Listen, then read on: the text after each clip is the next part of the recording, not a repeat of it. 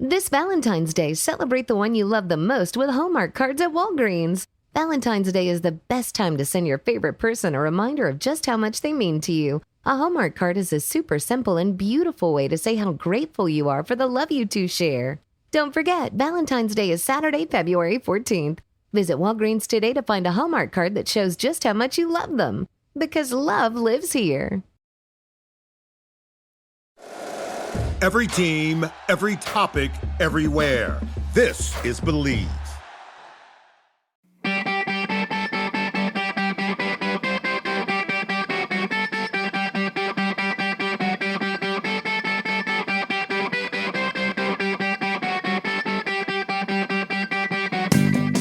Here we go with another Short Shifts episode. We got 10 minutes on the clock.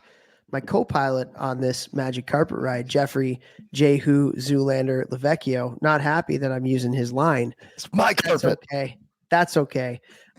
He has no idea the topic of today. I am very excited about this topic, something I'm very passionate about in hockey. You ready to go? Let's hear it. What do we got? Transition, baby. Winning the transition game in hockey. I want to know, for you, Jeffrey Lavecchio, what does that mean? What is winning in transition, and how important is being good in transition, both offensively and defensively in hockey? Oh, man. I love that. I mean, at higher levels of hockey, like this is where you expose teams. Juniors and up, everybody's got a set up forecheck when the puck, meaning the puck goes behind the net and the team sets it up. Well, now they've got a setup breakout against a setup forecheck.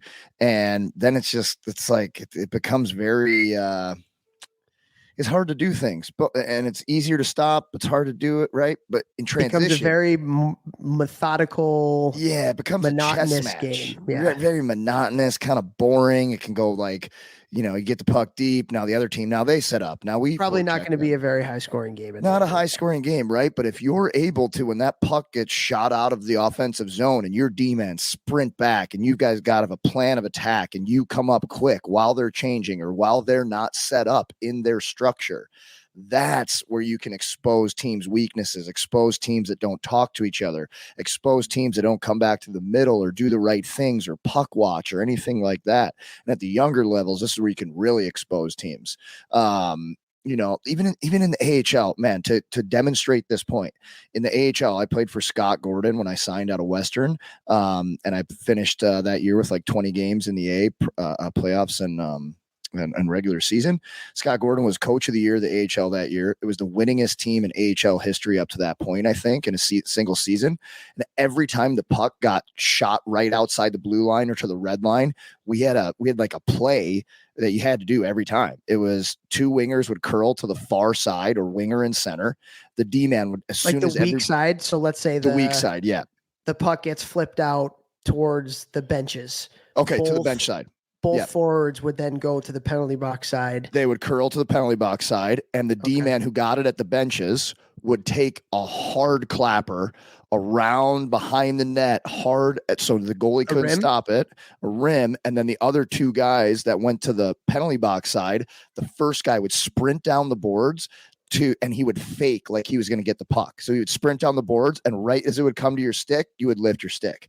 The guy second forward would go right behind him and he would get the puck. So D-man is going at the first guy and he's going to hit him and play him like he's getting the puck, but you just let the puck go under your stick. And like right away, then the third guy would curl through the middle. So you had two guys down low on the puck, a third guy high, strong side D-man was backing them up there too. And they might run an exchange. And it was every time. And dude, we got so much offense off of this.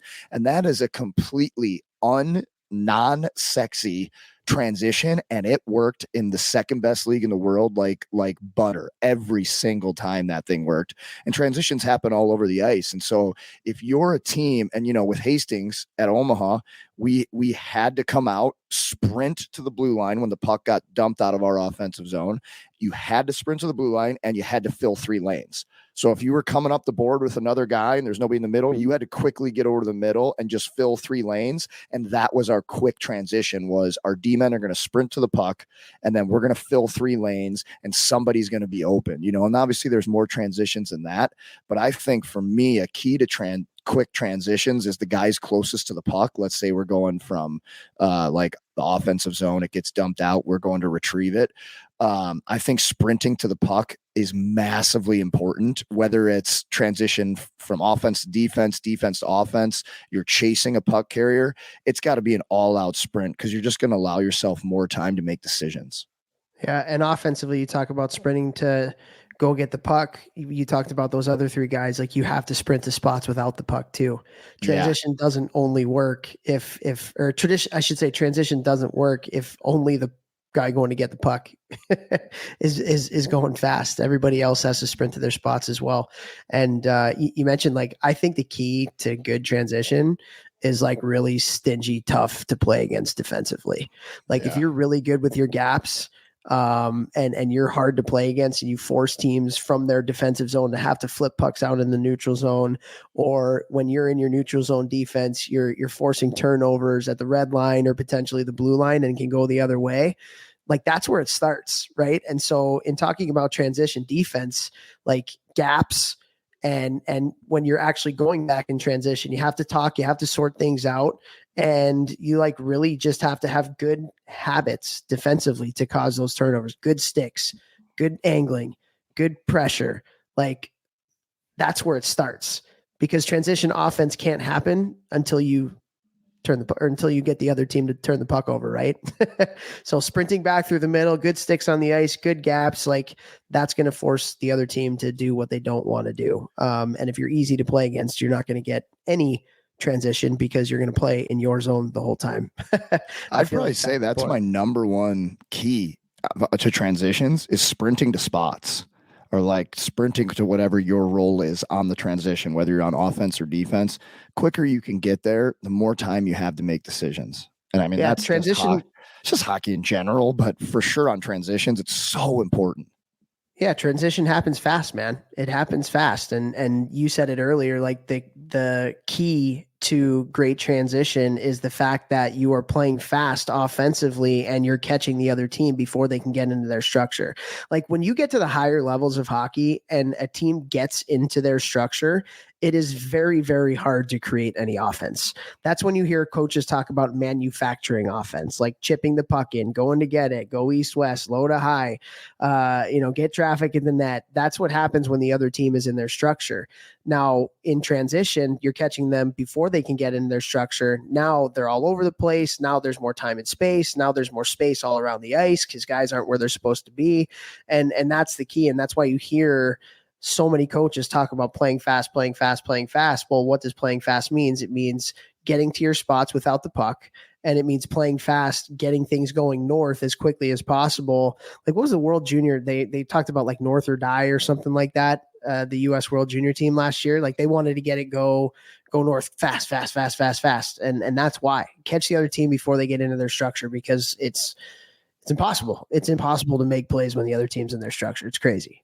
It's so hard. It's so hard. And when you realize, like, I've talked about this when we were talking about breakouts probably like a month ago or something. When I was younger, I was in my head, I'm like, oh, well, if I just like float higher, I'm closer to the other team's net. So it's gonna be easier for me offensively, to get the puck up there. But like, no, dummy, when you do that, you're standing closer to the defenseman on the other team.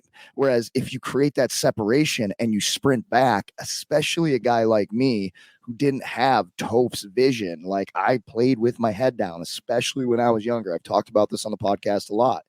But when I would sprint back and stop and then transition back on offense or like on the breakout, I would have way more time to catch the puck, get my head up, survey the ice before that opposing forechecker or defenseman was going to run into me. And it's the same thing with transitions. I mean, guys, I can't tell you how many shorthanded goals I scored on like some kind of quick transition, like where it would get kicked, we'd kick it out of the zone, or they'd try to dump it back in. My computer is failing me here. And we would quick transition and we would catch them. I scored a lot of shorthanded goals in my career, and they were usually off some kind of quick transition. You know who was really good at that is Quinnipiac. When we used to coach against them when I was at Cornell, like their structure in the neutral zone was like impossible to get through. That's why they're so good. But what they would do is they would create so many turnovers in the neutral zone because they were so staunch defensively. And then the F1, he would find a spot. And it was almost like a given. Like as soon as that turnover, that F1's in the middle of the ice, he's finding a spot in between the D, and it's boom, right up in the middle to that F1. And they caught teams so many times just watching it on pre-scouts and stuff.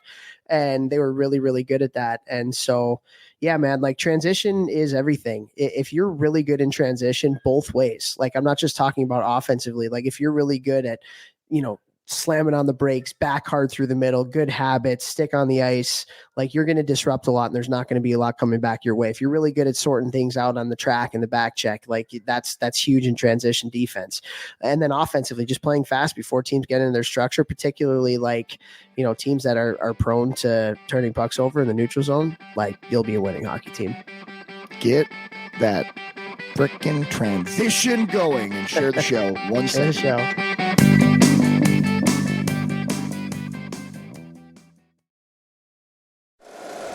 If you like the show, please take a moment to rate, review, and subscribe. It really does help the show to grow. Thank you for listening.